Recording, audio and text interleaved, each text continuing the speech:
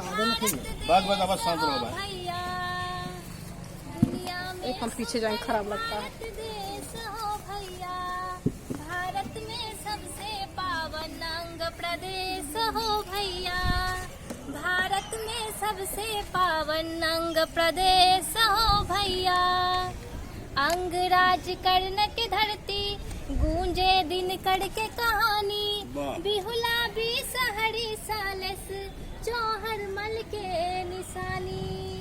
अंगराज कर्ण के धरती गूंजे दिन कड़ के कहानी, बिहुला भी सहरी सालस चौहर मल के निशानी। वैद्यनाथ बासुकीनाथ अज गए भी ओघड़ दानी, उत्तर वाहिनी गंगा के बहे यहाँ पानी।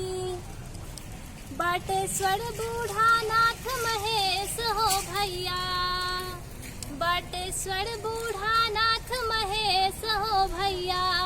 भारत में सबसे पावन अंग प्रदेश हो भैया, भारत में सबसे पावन अंग प्रदेश हो भैया। और भैया